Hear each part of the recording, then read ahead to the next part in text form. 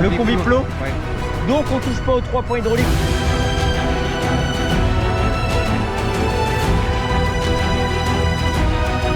Ici j'ai un réglage pour 91 000 graines par hectare. Regardez, j'ai une stagiaire avec moi. Wouhou! Coucou toi. J'ai trop le seum, j'ai trop le seum. Tous les ans il y a un traçeur cassé.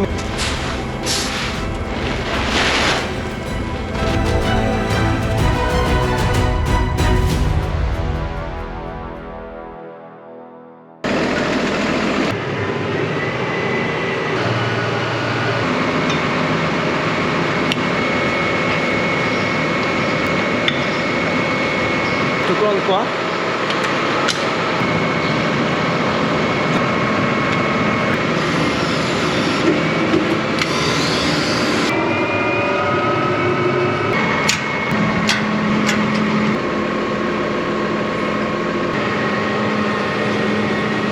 Oh, on va découvrir les joies du 3 points hydraulique. Donc là on change de herse rotative parce que d'habitude on bosse avec la herse rotative Machio qui est équipée d'un triangle pour pouvoir atteler le semoir. Sauf que cette herse rotative, elle est vendue. Et la herse rotative Kuhn qu'on a, elle n'est pas équipée de ce fameux triangle pour pouvoir atteler le semoir à maïs derrière. Du coup, on se retrouve avec une autre herse rotative. C'est celle de Gilbert, c'est de Lemken. Et elle est équipée du triangle pour atteler le semoir. Hop, stop. La facilité avec laquelle on a attelé l'outil grâce aux 3 points hydrauliques, ça nous permet en fait, d'habitude quand t'étais pas bien réglé, faut redescendre, faut dévisser à la main et machin et remonter, c'est pas bien. Là de la cabine, j'ai pu piloter, mettre pile poil comme ça. Et puis surtout en fait, le 3 points hydrauliques, ça nous permet au champ. Souvent on règle l'outil pour qu'il soit bien horizontal, pas trop profond à l'avant, derrière. Donc tu montes, tu descends, tu regardes, tu dévisses. Comme il y a beaucoup de poids, des contraintes, c'est super dur à dévisser à la main. Là, depuis la cabine, on pilote tout, on peut régler au millimètre près. Ça va nous changer la vie. Depuis le temps qu'on hésitait à en acheter un, qu'on entend les copains qui en ont nous dire c'est trop bien, allez-y. Là, c'était l'investissement avant les semis de maïs. Super. Vous voyez là, pour atteler, je suis pas en face. Donc il faut resserrer le 3 points. Et là, juste un coup de pression, vas-y. Vas-y. Encore. C'est bon, tu peux lever. Oh, ça fait un bel ensemble comme ça en tout bleu, impeccable. Bon, en fait, moi depuis tout à l'heure, je parle, mais j'ai toujours pas fait d'intro, je vous ai pas dit bonjour. Salut tout le monde, j'espère que vous allez bien. Donc aujourd'hui, nous sommes le 19 avril, on prépare le semoir à maïs et demain le 20 avril, on commence à semer. Donc voilà, vous l'avez compris, ça va être une vidéo au début des semis de maïs. Cette année, on a 11 hectares de maïs à semer pour la maison et 75 pour Gilbert. Donc attention, ça va être du sérieux. Les vidéos de maïs vont être faites en plusieurs vidéos parce que je pense qu'il y a plusieurs vidéos à y faire. On rentre tout à l'atelier, on fait les réglages. Il y a quelques trucs à changer, les socles ici sont morts. Enfin bref, on prépare tout et demain on commence à semer. Mettez le pouce bleu, allez vous abonner et moi je vous souhaite une très bonne vidéo. Tu l'as trouvé?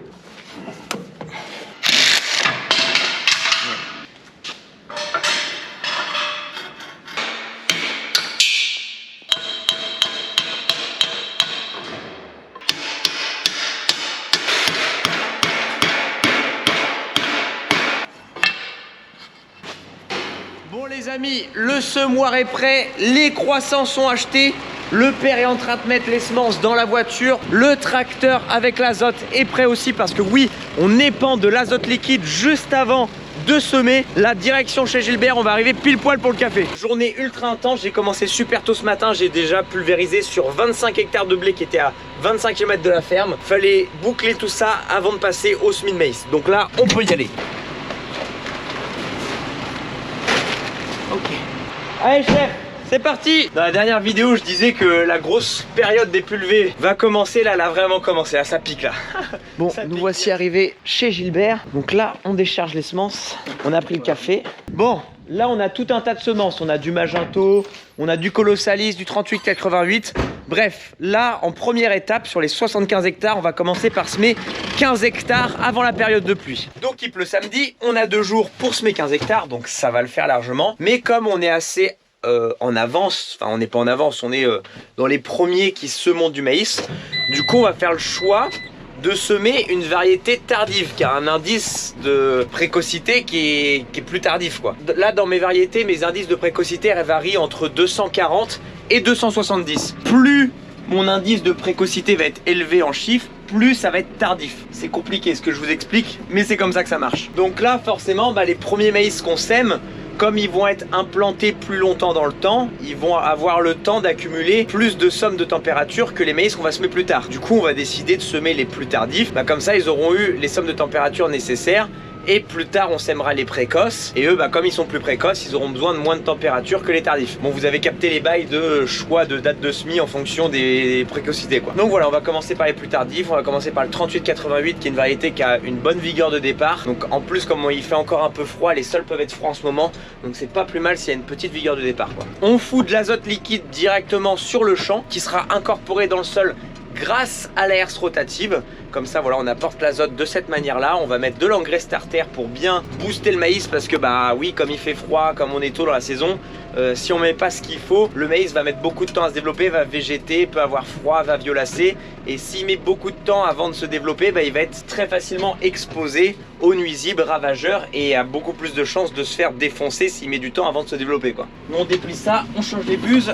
Là on va commencer par une parcelle de 4 hectares. Vous voyez, la terre a bien séché au dessus, mais c'est bien frais en dessous, mais il y a de la belle fraîcheur. C'est sûr que c'est pas du tout les mêmes conditions de semis que l'année dernière. L'année dernière on se met tout dans du sec, on avait eu un avril ultra sec et après on avait galéré toute la saison. Là au moins on est bien.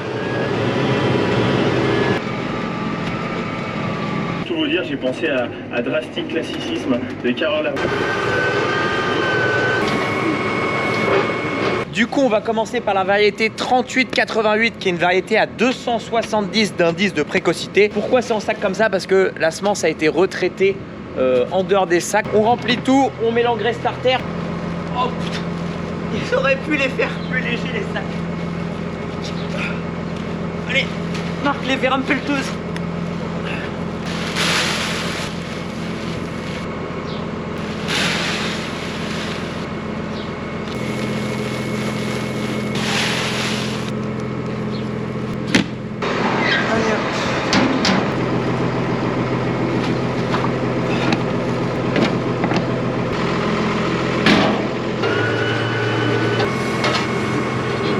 Alors Souki, ah Souk, coucou toi, oui.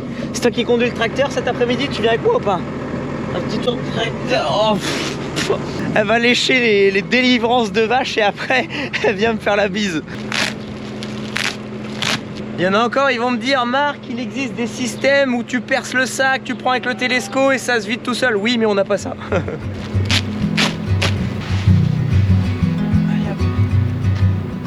Du 1846.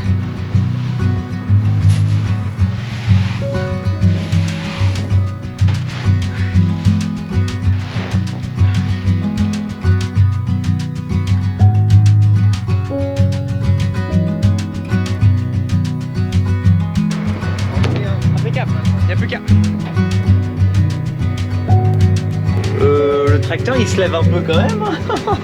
Il y a du poids.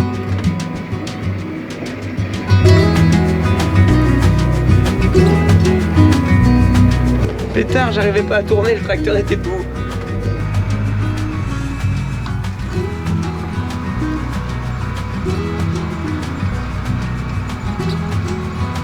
La herse travaille beaucoup, hein. On va rebaisser le rouleau paquet. Par contre, au niveau du décompacteur, on est bien, non? Ouais. Le combi-plot. Ouais. Donc, on touche pas aux 3 points hydrauliques, on est bien. Faudrait toucher le bras là. Le 3 points du... au trou du bas. C'est profond encore. Bon les amis, on a fait la petite pause déj, donc j'ai pas été bien loin pour le moment. Vous voyez, la terre travaille super bien. Le but du jeu là, c'est de pas de faire une terre trop fine non plus, parce qu'ils annoncent de la pluie ce week-end. Il faudrait pas qu'il y ait une terre trop fine et que ça mette à battre, qu'il y ait un seul battant, que ça tasse trop le terrain, etc. J'ai un peu de mal à mettre en route le GPS. Je sais pas bien l'utiliser, donc je vais pas trop pouvoir vous le présenter pour le moment. Je vais attendre.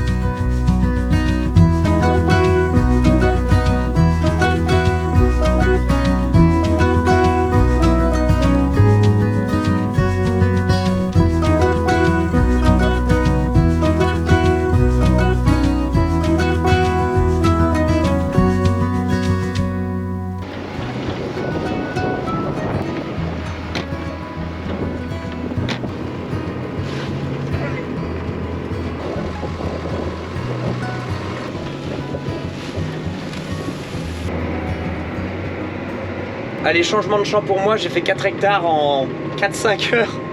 Le débit de chantier, 0. Non mais en fait, j'ai un mauvais calibrage sur mon autoguidage, c'est pour ça en fait, c'est ça que j'arrivais pas à le faire fonctionner, donc j'ai été au téléphone, etc. J'ai vérifié mes réglages sur le semoir, j'ai rechangé plein de fois mes réglages, ce qui fait que c'est pour ça que j'ai mis beaucoup de temps. Les mises en route, on n'est jamais efficace, mais bon, au moins on sera mis en route et demain, le but du jeu c'est de finir tout le reste. Donc là j'ai une belle parcelle où j'ai au moins 7 hectares, 6-7 hectares. Donc là c'est tout en longueur. Allez, on va refaire le plein d'engrais, le plein de semences est fait normalement. Dit dans vidéo, on a fait la pause. Yo les PG, nous revoilà chez Gilbert. On récupère le 830 qu'on a laissé hier soir. Là on va continuer, on va essayer de finir tout ce qu'on avait à faire.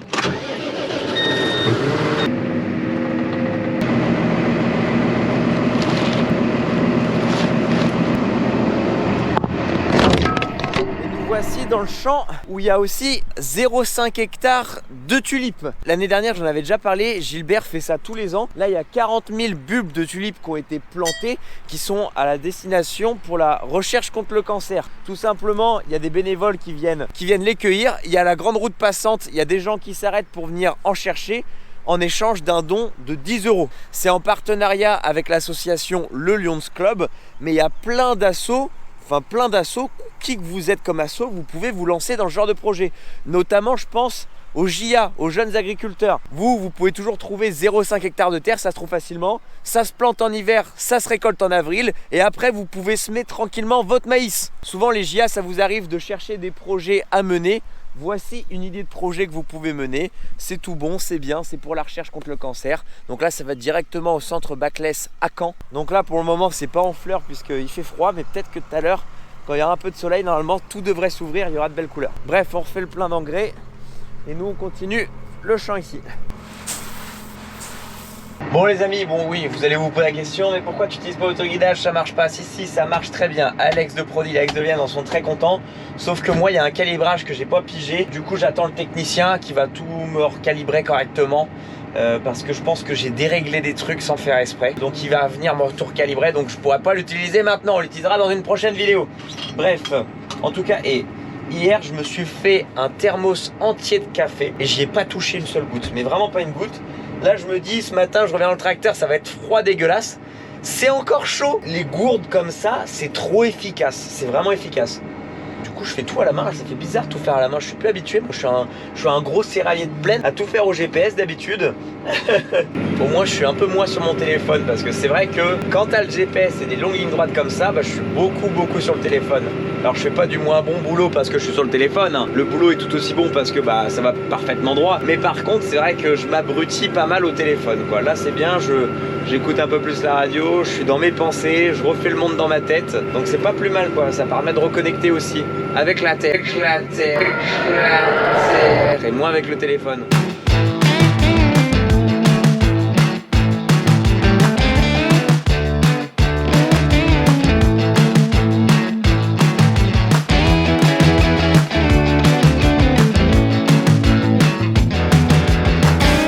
J'arrive sur la fin de ma semence, du coup j'essaie d'équilibrer parfaitement dans les cuves, hop là, et j'essaie d'aller au maximum jusqu'à la fin de la semence pour que quand je change de variété, putain je suis en grand angle là, ça va pas là, c'est mieux, pour que quand je change de semence, bah, qu'il n'y ait pas un mélange avec l'ancienne variété quoi. Et du coup j'essaie de vraiment bien équilibrer dans chaque bac, vous voyez là j'en ai beaucoup plus ici que dans les autres bacs, là ça va, du coup j'essaie d'équilibrer, vous voyez un peu mon verre doseur, c'est le standard du tracteur.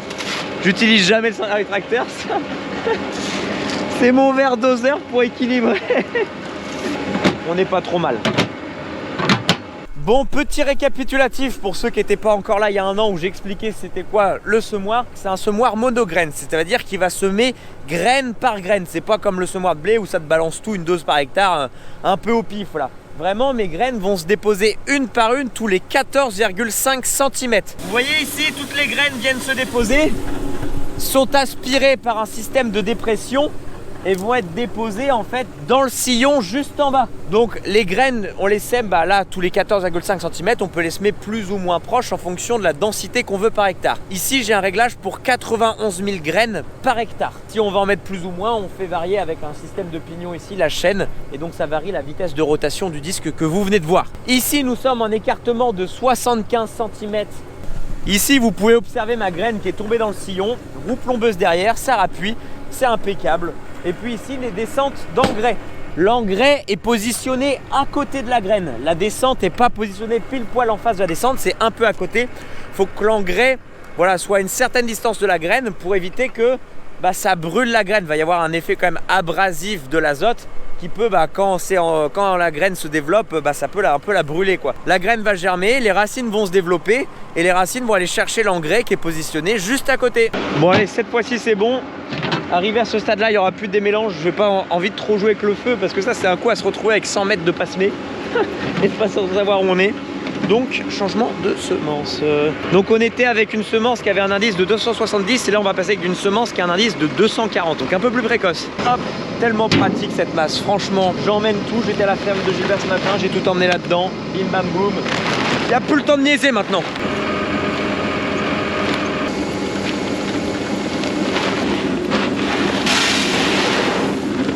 Ça, un sac comme ça, on appelle ça une dose, et pour une dose il y a 50 000 grains. Donc il faut à peu près 2 doses par hectare quoi, environ.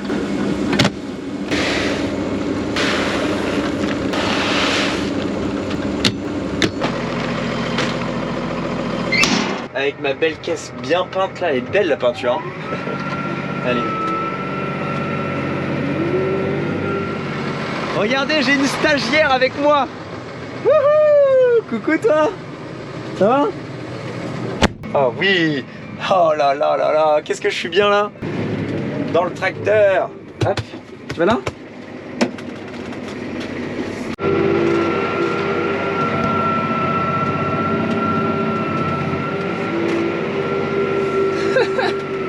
Ça va Suki? Au poil?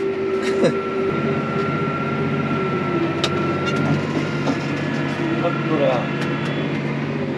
Et voilà, parcelle terminée, il est 13 h et il est l'heure d'aller manger. On va manger? Ça te dit d'aller bouffer un peu là?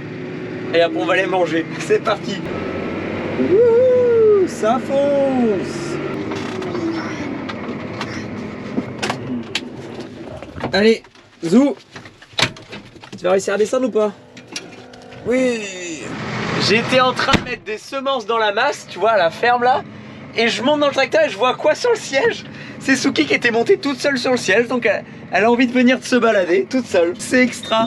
J'ai rien demandé, elle était pas là, hein, j'étais tout seul. On a fini de manger, j'ai remis des semences dans la masse. Bon allez, on va faire une autre parcelle, il y a 7 hectares, j'ai fait le plein de semences. On va m'apporter un sac d'engrais et puis c'est parti. Hop là, là il y a 2 parcelles le long d'une autoroute. Un souk.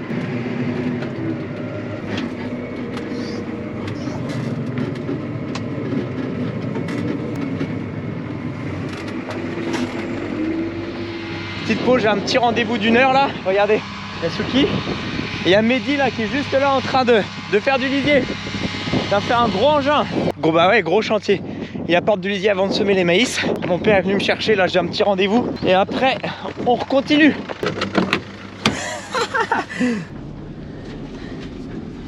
Là, il y a une grosse cuve pour directement remplir dans la tonne. Ça fait un beau bébé.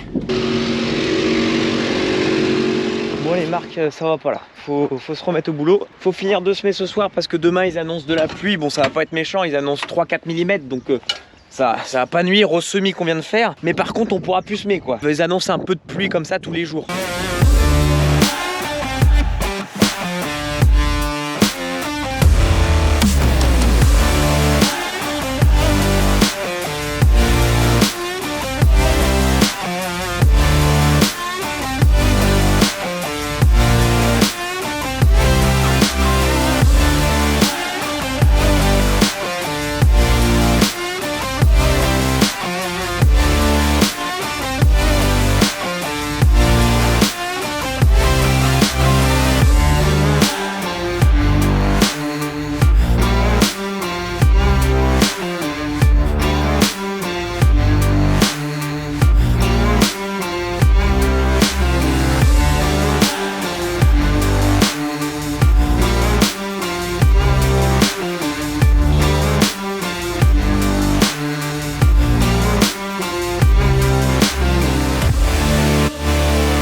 seum. J'ai trop le seum.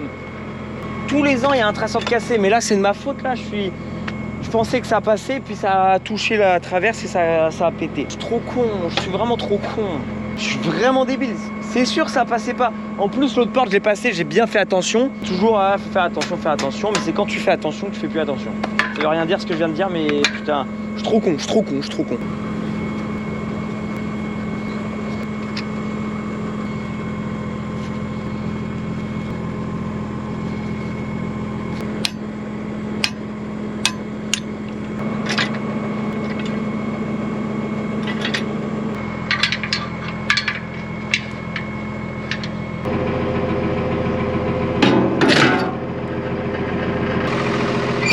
Bon, en soi, c'est pas grave comme casse, enfin, c'est de la casse qui coûte pas cher. Il y aura juste quelques soudures à refaire, à redresser. Donc c'est pas grave, il n'y a pas de casse, on va pas perdre d'argent là-dessus. Mais ça fait chier, c'est chiant. Et va falloir y passer du temps. Bon, heureusement que la semaine prochaine il pleut et qu'il me reste que là 2-3 hectares à faire. Bon, après, on peut toujours travailler sans traceur, hein. À l'œil, on arrive à...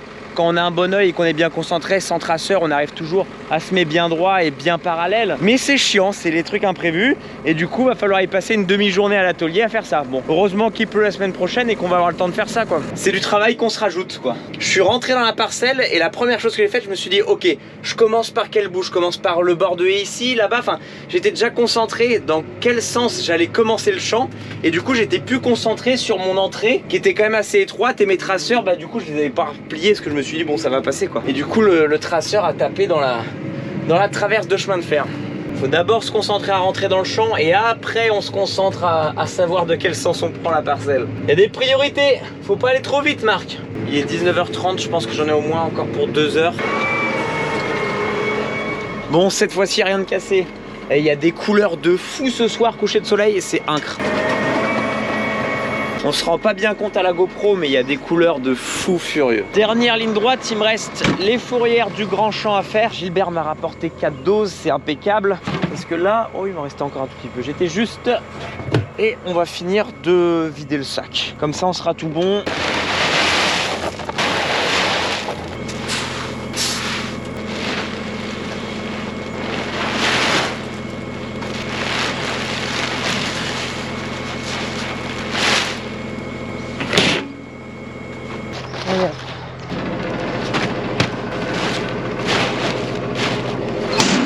Vraiment beaucoup trop pratique cette caisse, beaucoup trop.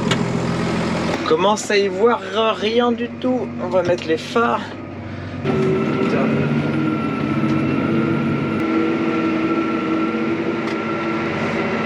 Bon et ben voilà, dernière ligne droite d'entamée. Donc on aura fait à peu près 16-17 hectares en 2 jours. Enfin, je l'ai un peu fait en bégayant, je vous avoue, mise en route. J'y étais quand même en prenant mon temps et en me mettant bien en route. Ça y est, on est lancé pour les semis de maïs. De toute façon, là, ça va être un moment de pause parce qu'ils annoncent un peu de pluie. Donc on va être un peu de temps avant de pouvoir recommencer. Par contre, là... une fois qu'on va pouvoir recommencer, ça va y aller à fond dans partout. Là, Gilbert, il voulait quand même entamer un peu les semis de maïs. Voilà, faire une quinzaine d'hectares avant la petite période de pluie. Comme ça, c'est déjà ça de fait sur les 75 hectares qu'il y a à faire pour lui. Donc, c'est pas mal. Moi, je vais replier mon traceur. Éviter de casser celui qui me reste quand même. Je vais aller regarder ce qui me reste en semences aussi. Allez, hop. Bon, il me reste un peu de semences. Hop là, et ben voilà, on remonte, déposer le tracteur à la ferme de Gilbert et on rentre faire du montage vidéo. Parce que demain c'est samedi et il y a une vidéo qui vous attend normalement, il me reste peut-être 1-2 heures de montage. Je vais vous reprendre au moment de la pulvérisation, je ferai la conclusion avec la pulvérisation. Bon les amis, je vous reprends que lundi matin pour finir. On n'a pas pu faire la pulvé ce week-end tout simplement parce que samedi, il n'a pas plu, donc on attendait la pluie pour pouvoir faire le désherbage. Et dimanche, il a beaucoup trop plu pour qu'on puisse faire le désherbage. Pourquoi? Parce que ici, ce qu'on va faire sur les champs de Gilbert, et ce qu'on fait généralement sur le maïs, c'est ce qui s'appelle un produit racinaire. Donc quand on épand le produit, il faut qu'il pénètre un peu dans le sol pour qu'il soit au niveau des racines des futures mauvaises herbes qui vont se développer. Il faut que le produit oscille entre 1 cm et 5 cm de profondeur. Enfin voilà, je ne sais pas exactement la profondeur, mais il faut que ça soit en surface du chaume pour que le produit soit efficace et tuer la mauvaise herbe. Donc s'il pleut pas, ça reste en surface et ça va pas être efficace. Mais par contre derrière, si tu épands ton produit et qu'il pleut beaucoup trop, donc les 20 mm qu'on a eu hier, bah il va aller un peu trop en profondeur, du genre 10 cm et bah là il va pas aller toucher les graines de mauvaises herbes. Donc c'est pour ça, il faut bien positionner notre désherbage. C'est bien parce qu'on a un sol qui est bien mouillé. Donc le produit va bien s'étaler. Ils annoncent un peu de pluie ce soir ou demain après-demain. Donc ça va pénétrer dans le sol. Là, ce que je suis venu voir à pied ce matin, c'est si le sol est porteur. Parce qu'après 20 mm de pluie, on ne vient pas comme ça avec le tracteur en se disant est-ce que ça va le faire ici? Je m'enfonce pas trop en vrai. Donc c'est plutôt cool. Soit je fais ça maintenant, soit je fais ça ce soir. Ici les amis, c'est la dernière parcelle qu'on a travaillée, qui est plus argileuse, qui était plus humide, et ici ça porte encore mieux qu'au château. C'est vraiment les parcelles limoneuses qui portent moins en temps de pluie à ce moment-là. C'est simple, pour la prévision, moi je vais sur météo ciel. Bon non, le vent ne va pas forcir, ils annoncent de la pluie à midi, donc j'ai bien envie d'y aller avant qu'il y ait trop de pluie. Bon impeccable, je déplie le pulvé, là je suis déjà à mon dernier champ en fait, là il me reste 1,5 hectare. Bref, de toute façon pour nous ça va être une fin de vidéo, maintenant je vais passer au montage, la vidéo va sortir ce week-end, j'ai une semaine d'avance, ça fait tellement longtemps que j'ai pas eu de l'avance dans mes vidéos YouTube, donc ça, niveau psychologique, ça fait du bien. On se dit, ok, là, on est serein, quoi. Il y a pas mal de trucs à vous montrer en ce moment, pas mal de travaux, donc c'est assez facile de faire des vidéos en soi.